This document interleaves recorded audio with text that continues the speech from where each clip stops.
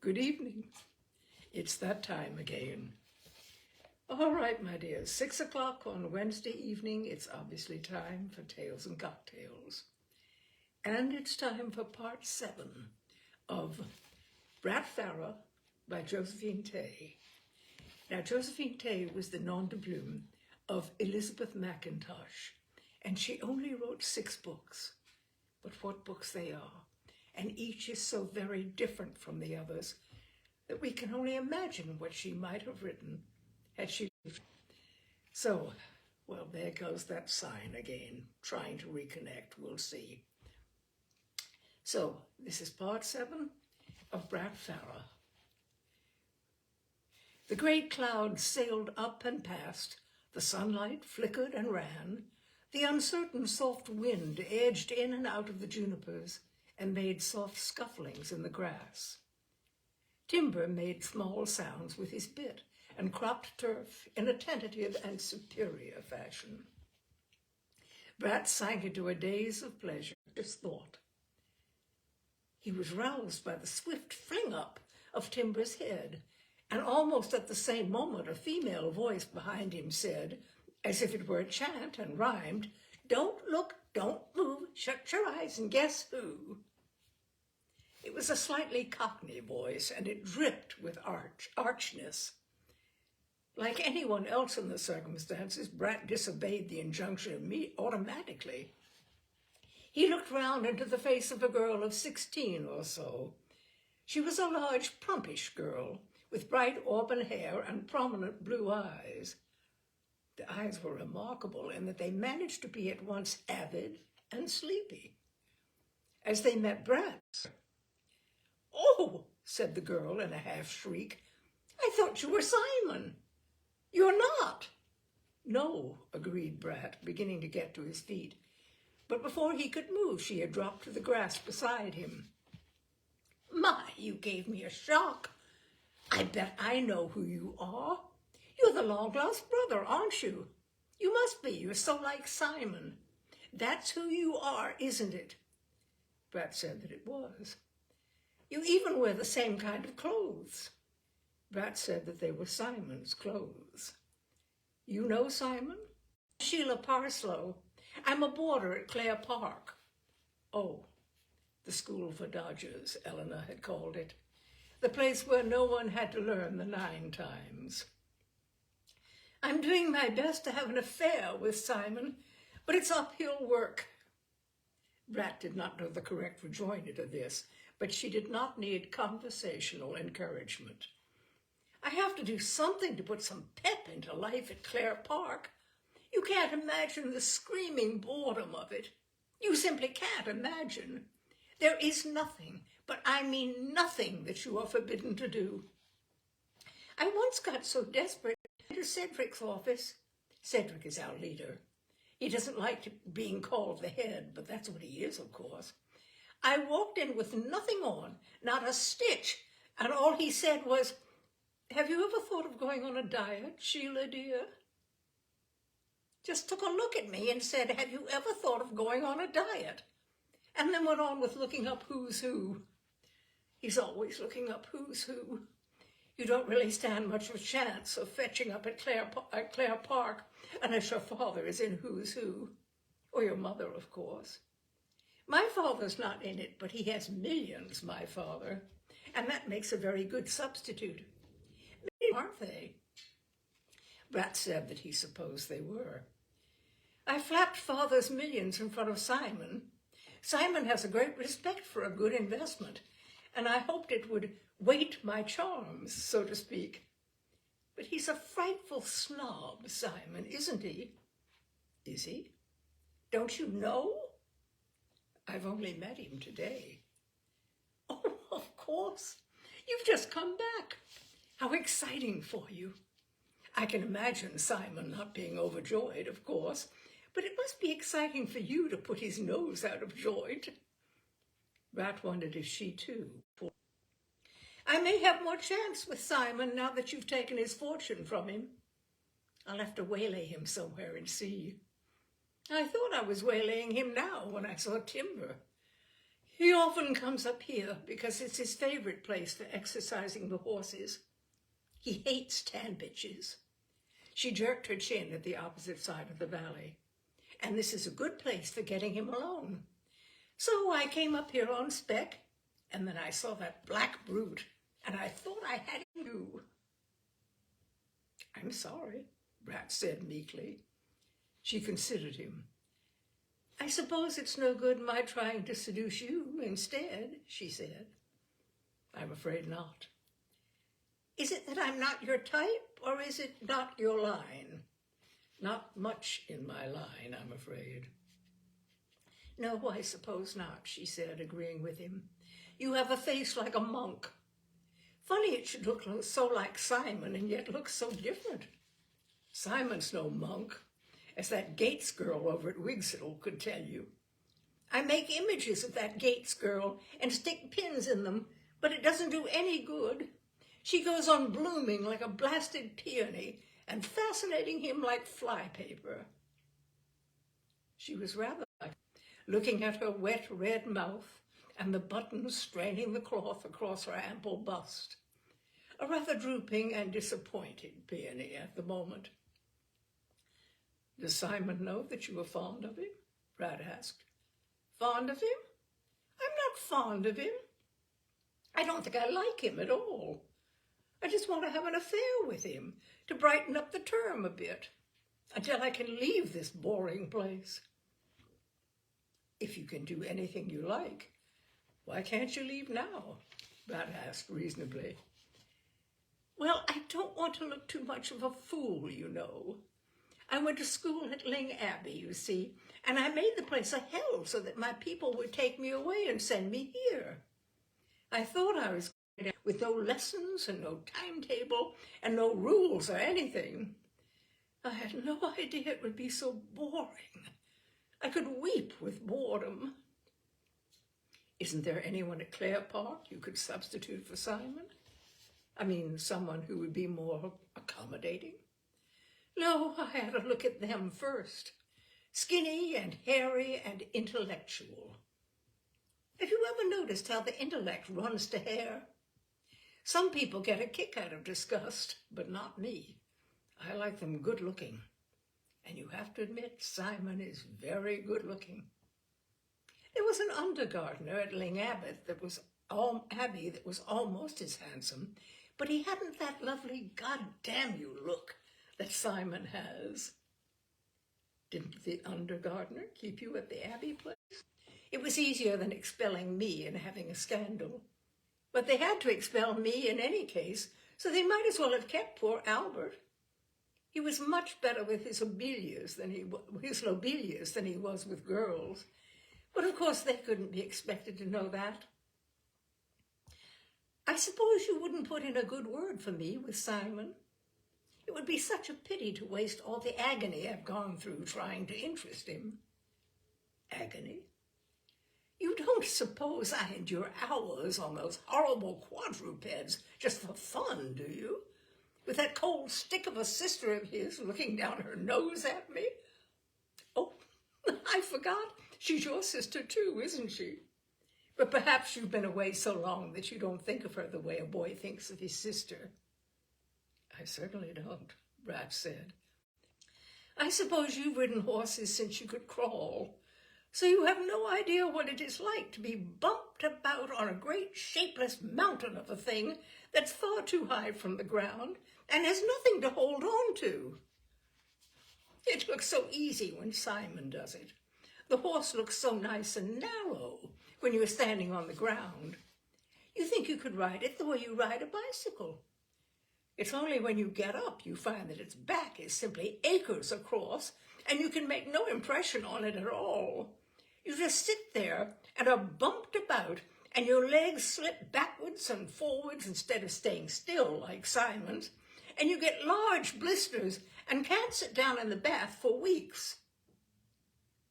You don't look quite so like a monk when you smile a bit. Attracting favorable notice than being a tyro at something that the object of one's pursuit already did to perfection. Oh, I didn't think that I'd attract him that way. It just gave me an excuse for being around the stables. That sister, your sister, doesn't stand any hanging round if you haven't got business. Your sister, he thought, and liked the sound of it. He had 3 sisters now, and at least 2 of them were the kind he would have indented for. Presently he must go down and make their further acquaintance. I'm afraid I must go, he said, getting up and putting the reins over Timber's head. I wish you didn't have to, she said. You are quite the nicest person I've talked to since I came to Clare. It's a pity you aren't interested in women. You might cut Simon out with the Gates girl, and then I'd have more chance. Do you know the Gates girl? No, Brat said, getting up on Timber. Well, have a look at her. She's very pretty. I'll do that, Brat said. Now that you're home, I'll be running across you in the stables, I suppose. I expect so. You wouldn't like to give me one of my lessons instead of your sister, would you? I'm afraid that's not my idol. She sounded resigned. You look very nice on that brute. I suppose his back is acres across too. Oh, they all are. It's a conspiracy. Goodbye, said Brat. Do you know, I don't know your name. Someone told me, of course, but I forget. What is it? Patrick. And as he said the word, his mind went back to the path across the valley, and he forgot Miss Parslow almost instantly. He came level with Latchets, and then began to walk Timber down. Below him, a green ride led through the paddocks to the west of the house, and so to the sweep of gravel in front of it. It was by that way that Jane had come this morning, and when she had become mixed up with his reception at the front door. The gate to the ride stood open, the gate lying flat against the stout paddock rails that bordered the ride. Brat rode down until the steepness of the down gave way to a gentle slope, and then pressed Timber into a canter. The green tunnel of the ride with its soft floor was open before them, and he was not going to spoil it by stopping to shut another gate that someone else had left open. That his left leg was still whole 5 seconds later. It was due entirely to the years of rough riding that had made his physical reactions quicker than conscious thought. The swerve was so sudden and so wholehearted that the white rail was scraping along the saddle where his leg should have been before he realized that his leg was not there. That he had taken it away before he had time to think about it. As Timber came away from the rails, he settled back into the saddle and pulled the horse to a stop. Timber stopped obediently. Phew, said Brat, expelling his pent breath. He looked down at Timber standing innocent and demure in the exact center of the ride. You ornery things. Timber went on looking demure, but the ears listened to him. A trifle apprehensively, Brat thought. I know men who'd beat the bejesus out of you for that, Brat said, and turned the horse's nose to the down again. Timber retraced his steps obediently, but was obviously not easy in his mind. When he was far enough away from the gate, Brat counted the opening. He had neither spurs nor curb, but he was curious to see what Timber would do this time. Timber, as he had expected, swept good-manneredly into the ride, bisecting the distance from either rail with mathematical precision. What, me? He seemed to be saying. Do a thing like that on purpose? Me with my perfect manners? Of course not. I just lost my balance for a moment, coming into the ride there. It can happen to the best of us. Well, well, thought Brat, pulling him to a walk. Think you're smart, don't you? He said aloud, walking him down the ride. Far smarter horses than you have tried to brush me off. Take it from me. I'm and 5 cents worth of candy. The black ears flickered, listening to him, analyzing the sound of his voice, its tone, puzzled. The mares came to the rails to watch them pass, pleased with this small event in their placid lives, and the foals ran round and round in a self-induced excitement. But Timber took no notice of them. He had lost any active interest in mares at a very early age. Interest seemed to be in the fact that he had been outwitted, and that the outwitting one made sounds which he did not understand. His ears, which should have been pricked at the thought of his nearing stable, were restless and inquiring. Brat rode round the front of the house, as Jane had that morning, but he saw no one. He went on to the stables and found Eleanor just riding in with a led horse, having given Tony his lesson and left him at Clare Park. "Hello," she said. "Have you been out on Timber?" She sounded a little surprised. "About him?" "Yes, thank you. He warned me." "One of my bad buys," she said ruefully, eyeing Timber as they rode side by side toward the yard. "Yours?" he said. "Yes. Didn't Simon tell you about that?" "No." "Oh, that was nice of him.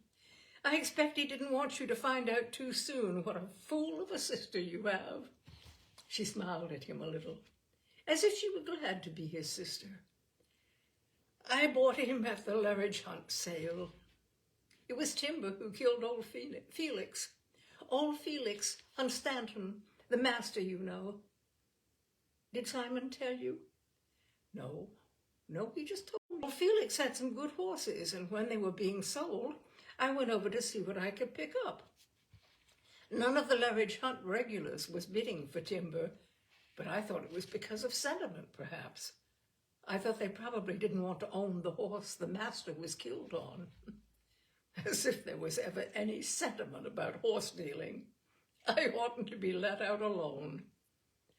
Even so, I ought to have wondered why I was getting him so cheap, with his looks and his breeding and his performance.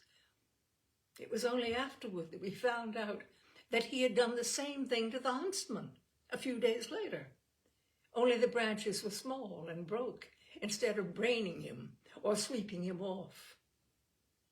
"I see," said Brat, who was beginning. Anyone needed convincing, apparently. No one who was there when Felix was killed believed it was an accident. It was a Lerridge Castle meet, and they had found in one of the Lerridge woods and gone away over the park. Good, open galloping country with the trees isolated. And yet Timber took Felix under an oak, going an awful bat, and he was dead before he hit the ground. But of course we heard about all that later. All I knew when I was bidding for him was that Felix had hit his head on a branch during the hunt, which is something that has been happening to people ever since William Rufus. Did anyone actually see it happen? No, I don't think so. Park to choose from. Felix wouldn't have ridden under the oak. And when he tried the same thing on Sam's, the huntsman, there was no doubt about it. So he is put into the sale with the rest of the lot, and all the Lerridge regulars sit around in silence and watch Eleanor Ashby from over Clare way buying a pup. He's a very elegant pup, there's no denying, Brat said, rubbing Timber's neck. He's beautiful, Eleanor said, and a faultless jumper. Did you jump him at all today? No, you must next time. He is safest jumping because his mind is distracted. He hasn't time to think up mischief. It's odd, isn't it? He doesn't look untrustworthy, she added. Puzzled eye. No. She caught the tone and said, You don't sound too sure. Well, I must allow he is the most conceited animal I've ever met. This seemed to be as new an idea to Eleanor as it had been to Simon. Vain, is he? Yes, I suppose he is. I expect I'd be conceited if I were a horse and I had been clever enough to kill a man. He swerved at the entrance to the ride, but that was all. He did not say he took advantage of the first good stout piece of timber to mash my leg against. That was something between the horse and himself. He and timber had a long acquaintanceship in front of them and a lot to say to each other. He behaves like an angel most of the time, Eleanor said. That is what is so lethal about him.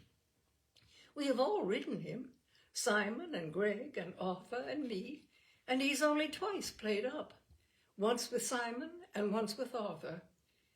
But of course, she added with a grin, we have always given trees a wide berth. He'd be a great success in the desert. No.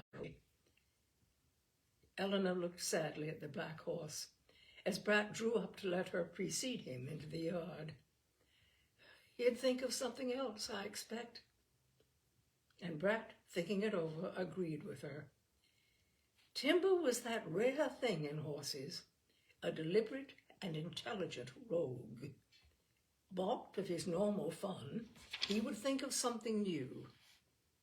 There was nothing small-time about Timber. Nor was Simon exactly small-time.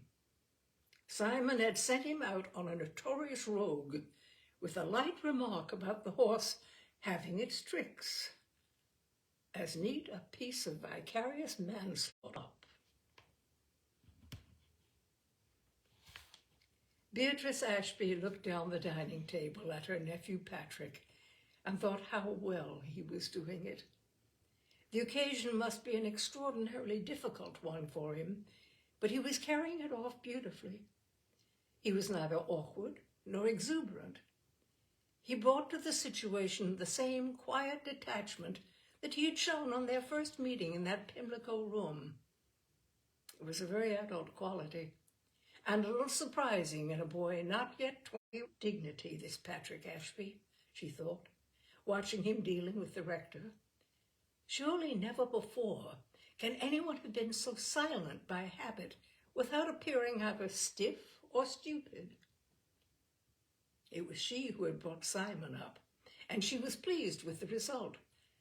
But this boy had brought himself up, and the result was even better, it seemed. Perhaps it was a case of given the first 7 years, and the rest followed automatically. Or perhaps it had been so innate that he had needed no other guidance. He had followed his own lights, and the result was this quiet, adult young man with a still face. It was a mask of a face, a sad mask on the whole. It was such a contrast to the similar set of features in Simon's mobile countenance that they reminded one of those reversible comedy-tragedy masks that are used to decorate the title pages of plays. Simon was being particularly gay for him. He, too, was doing it well, and tonight she loved him almost without reservation. Simon was abdicating, and doing it with a grace and spontaneity that she would not have believed possible. She felt a little guilty that she had underrated him. She had not credited the selfish, acquisitive Simon with such a power of renunciation. They were choosing a name for Honey's filly foal, and the conversation was growing ribald. Nancy was insisting that Honey was an endearment and should be translated as Poppet, and Eleanor said that no thoroughbred as good as Honey's person like Poppet. If Eleanor had refused to dress especially for Patrick's arrival, she had now made up for it. It was a long time since Bea had seen her looking so well or so pretty. Eleanor belonged to a type which did not glow easily. Brat is in love with Honey, Eleanor said. I suppose Bea dragged you round the paddocks before you were well over the doorstep, said Nancy. Were you impressed, Brat? She too had adopted the nickname. Only the rector called him Patrick. I'm in love with the whole bunch, Brat said, and I found an old friend. Oh, who's that? Regina. Oh, yes, of course. Poor old Regina. She must be about 20. The poor, said Simon. Regina has kept us shod and clothed for a whole generation. We ought to pay her a dividend. She takes her dividends out in pasture, Eleanor said. She was always a greedy eater. When you drop foals like Regina year after year without a break, you're entitled to an appetite, Simon said. Simon was drinking a great deal more than usual, but it seemed to be having little effect on him. Bee thought that the rector looked at him now and then with pity in his eyes. And Brat, too, at the other end of the table, was watching Simon, but without pity. Pity was not an emotion that Brat indulged in very often. He despises self-pity. He did not readily pity others. But it was not because of his native disinclination to pity that he withheld sympathy from Simon Ashby. It was not even because Simon was his declared enemy. He had admired enemies before now. It was because there was something about Simon Ashby that repelled him. There was something There he sat, being light-hearted and charming, and there sat his relations and friends, silently applauding his nobility and his courage. They were applauding an act, but they would all be staggered to know what an act Simon was really putting on for their benefit. Watching him as he displayed his graces, Brat felt that Simon reminded him of someone that he had met quite lately, someone who had just that air of breeding and excellent good manners and good looks and that unaccountability. Who could that have been by that tip of the tongue feeling? In one more second he would remember. Loading? No. Someone on the ship coming over? Not very likely. That lawyer chap, the KC chap, McDermott? No. Then who? Don't you think so, Patrick? It was the rector again. He must be careful with the old boy. He had been more afraid of meeting George Peck than of anyone but Simon.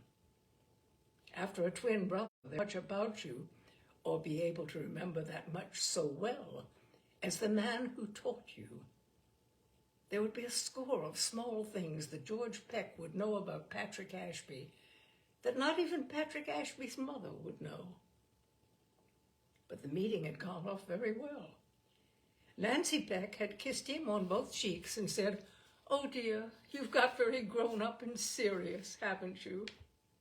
Patrick always was, the rector had said, and had shaken hands at Brat, but no more consideringly than was normal in a man examining an old pupil met after a decade of absence. And Brat, who had no love for the cloth, found himself liking the rector. He was still wary of him, but the wariness was due not to the rector's calling, but to his knowledge of Pat Ashby, and to the intelligence and penetration of the eyes in his simian face. Considering that intelligence, Brat was a matter of Pat Ashby's schooling. The rector was Alec Loading's brother-in-law, and Loading had had what he called a front stall view of the Ashby twins' education. As for Alec Loading's sister, she was the most beautiful woman that Brat had ever seen. He had never heard of the famous Nancy Ledingham, but her brother had been eloquent about her. Could have had anyone in the world. Any man would have been delighted to keep her just to look at. But she had to choose George Peck. He had been shown Nancy in every kind of garment, from a swimming suit to her court presentation gown. But none of the photographs had done justice to her serene beauty, her gaiety, her general niceness. If Nancy had married him. "Was that the Toselli child you had out with you?" she was saying to Eleanor. "That object I met you with this afternoon?" "That was Tony," Eleanor said. How he brought back the days of my youth. Tony did? How? You won't remember it, but there used to be things called cavalry regiments, and every regiment had a trick riding team, and every comedy member of a trick riding team looked just like Tony. So they did, Bee said, delighted. That was what he reminded me of this afternoon, and I couldn't think of it at the time. That masterly irrelevance, the completely unrelated garments. You may wonder why I took him out at all, Eleanor remarked, but after Sheila Parslow, he's a positive holiday. He'll ride quite well someday, Tony. Horseman, all things are forgiven, are they? The rector said, mocking mildly. Doesn't La Parslow get any better? Simon asked. She will never get any better. She skates about in the saddle like a block of ice on a plate. I could weep for the horse all the time we are out. Luckily, Cherry Picker has an indestructible frame and practically no feelings. The move from the dining room to the living room produced an anticlimax. The talk ceased to flow and ran into aimless trickles. Brat was suddenly so tired that he could hardly stand up. He hoped that no one would spring anything on him now. His normally hard head was muzzy, with unaccustomed mumbled and stuck. The twins said good night and went upstairs. Bee poured the coffee, which had been placed in readiness for them, on a low table by the fire, and it was not as hot as it should have been. Bee made despairing grimaces at Nancy. Our Lana, is it? Nancy asked, sympathetic. Yes. I suppose she had to meet our author and couldn't wait another 10 minutes. Simon, too, fell silent, as if the effort he had been making seemed suddenly not worthwhile. Only Eleanor seemed to have brought from the dining room the warmth and happiness that had made dinner a success. In the moments of silence, between the slow spurts of talk, the rain fell against.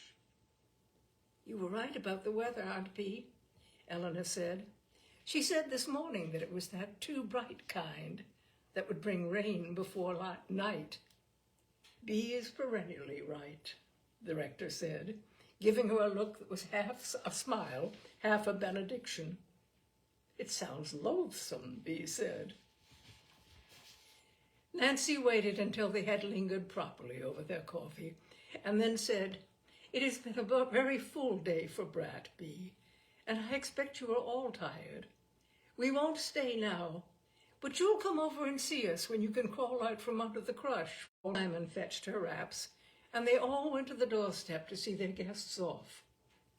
On the doorstep, Nancy took off her evening shoes, tucked them under her arm, and stepped into a pair of Wellingtons that she had left behind the door. Then she tucked her other arm under her husband's, huddled close to him under their single umbrella, and walked away with him into the night.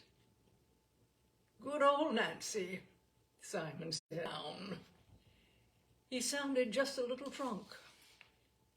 Dear Nan, Bee said softly. She moved into the living room and surveyed it in an absent fashion. I think Nan is right, she said. It is time we all went to bed. It has been an exciting day for all of us. We don't want it to end so soon, do we? Eleanor said. You have La Parslow at 9:30 tomorrow, Simon reminded her. I saw it in the book. What were you doing with the writing book? I like to see that you're not cheating on your income tax. Oh yes, let's hide happy yawn. It's been a wonderful day. She turned to Brat to say good night, became suddenly shy, gave him her hand and said, Good night then, Brat. Sleep well, and went away upstairs. Brat turned to Bee, but she said, I shall come in to see you on my way up. So he turned back to face Simon. Good night, Simon. He met the clear, cold eyes levelly. Good night to you, Patrick, Simon said, looking faintly amused. Vacation. Are you coming up now? Brat heard Bee ask him as he climbed the stairs. Not quite yet. Will you see that the lights are out then, and make sure of the locks? Yes, of course, I'll do that. Good night, Bee, darling. As Brat turned on the landing, he saw Bee's arms go round Simon, and he was stabbed by a hot, despairing jealousy that shocked him. Bee followed him into the all-night nursery in a few moments. She looked with a practiced eye at the bed and said, "That moron promised to put in a hot water bottle, and she has forgotten to do it." "Don't worry," Brat said. "I'd only have put it out again. I don't use the things." "You must think us a crowd of soft livers," she said. "I think you're a nice crowd," he said. She looked at him and smiled. "Tired?" "Yes." "Too tired for breakfast at 8:30?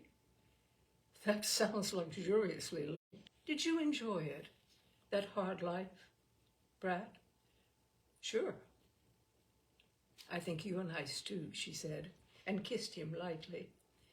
"I wish you hadn't stayed away from us so long, but we are glad to have you back. Good night, my dear." And as she went out, it's no use ringing a bell, of course, because no one will answer.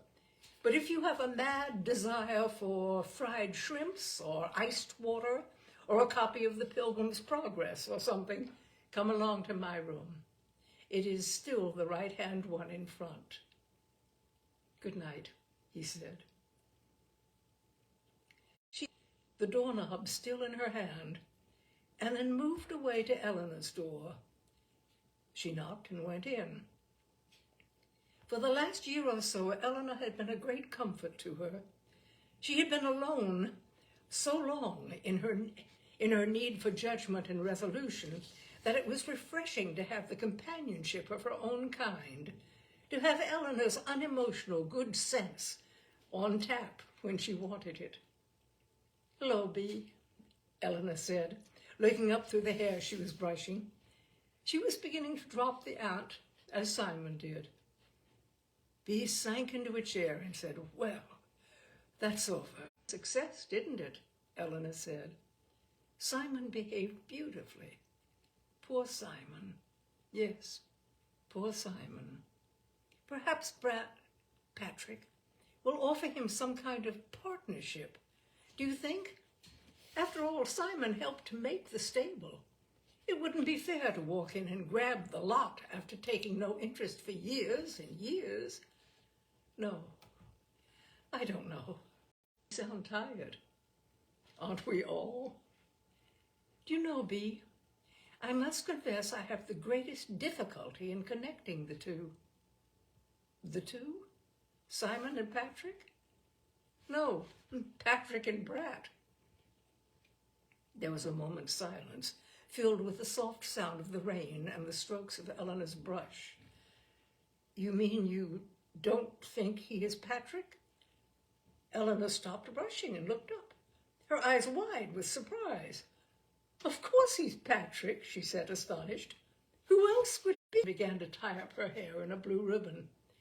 "It's just that I have no feeling of ever having met him before. Odd, isn't it? When we spent nearly 12 years of our lives together." "I like him, don't you?" "Yes," Bee said, "I like him." She too had no feeling of ever having met him before, and she too did not see who else he could be. "Did Patrick not smile very often?" "No, he was a serious child. Cry." "Good heavens, Eleanor. You can good heavens all you like, but I expect you know what I mean." Bee thought that she did. "Did he tell you why he didn't write to us all those years?" "No, there wasn't much opportunity for confidences. I thought you might have asked him when you were going round the paddocks with him this evening." "No, he was too interested in the horses." Why do you think he didn't take any interest in us after he left? Perhaps he took what old Nanny used to call a scunner to us. It's not so surprising in a way as the fact that he ran away in the first place. The urge to put latchets behind him must have been overwhelming. Yes, I suppose so. But he was such a kind person, Pat, and so I wanted to come back, but you would have thought he'd want to let us know that he was safe. Since this was our own private stumbling block, Bea had no help to offer. It must have been difficult to come back, Eleanor said, running the comb through her brush. He looked so tired tonight that he looked like a dead man. It's not a very lively face at the best of times, is it? If you chopped it off behind the ears and hung it on a wall, no one would know the difference. Bea knew Eleanor well enough and agreed with her sufficiently to translate this successfully. You don't think he'll want to show him home is worn off? Oh no, I'm quite sure he won't. You think he is here for keeps? Of course I do. But Brat, standing in the dark before the open window of his room and looking at the curve of the down in the wet starlight, was wondering about that very matter. The thing had succeeded beyond Loading's most extravagant promises. And now, where did he go from here? How long would it be before Simon had him cold? And if Simon failed, how long could he go on living a life where at any moment someone might spring a mine? This is what he had set out to do, of course, but somehow he had not really looked beyond the first stages. In his heart, he had been unable to believe that he would succeed. Now, rather like someone who has climbed a pinnacle and can't get down again. Elated, but misgiving. He turned from the window and switched the lamp on. His landlady in Pimlico used to say that she was so tired that she felt as if she'd been through a mangle. He knew now how good a description that had been. That was exactly how he felt. Wrung out and empty. So limp that it was an effort to lift a hand to undress. He pulled off his new suit, the suit that had made him feel so guilty in that other life way back in London, and made himself hang it up. He peeled off his underclothes and stumbled. He wondered for a moment whether they would mind if the rain came in and mopped the carpet, but decided to risk it. So he left the window wide open and got into bed.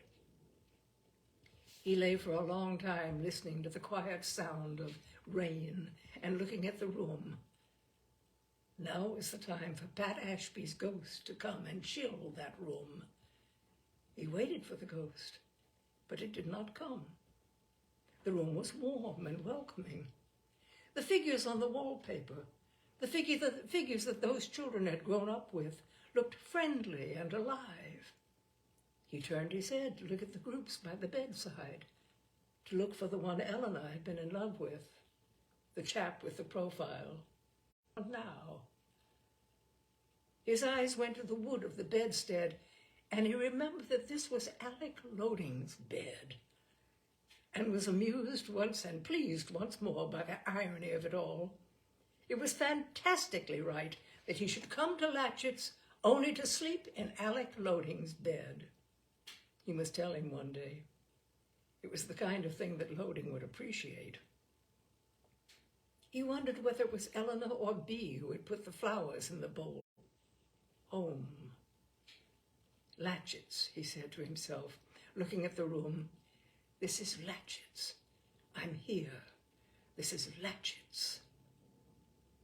The sound of the word was a soporific, like the swing of a hammock. He put out his hand and switched off the light. In the dark, the rain suddenly sounded louder. This morning he had got up and dressed in that back room under the slates, with the crowding chimney pots beyond the window. And here he was, going to sleep in Latchett's, with the sweet, cold smell of the down blowing in on the damp air from the window. As sleep drew him under, he had an odd feeling of reassurance, a feeling that Pat Ashby didn't mind his being there, that he was, on the contrary, pleased. But the unlikeliness of this roused him a little, and his thoughts, running on approval and disapproval, went to Bee. What was it that he had felt when Bee took his hand to lead him to the interview this afternoon? What was different from any other of the 1,000 hand clasps he had experienced in his time? Why the surge of warmth under his heart? And what kind of emotion was it anyway? He had suffered the same obscure gratification when Bee had thrust her arm through his on the way to the stables. A woman putting her hand on your arm. A woman, moreover, that you were not in love with and were never likely to be in love with. It was because she was a woman, of course, but the thing that made it remarkable was something else again. It had something to do with being taken for granted by her. No one else had taken his hand in just that way.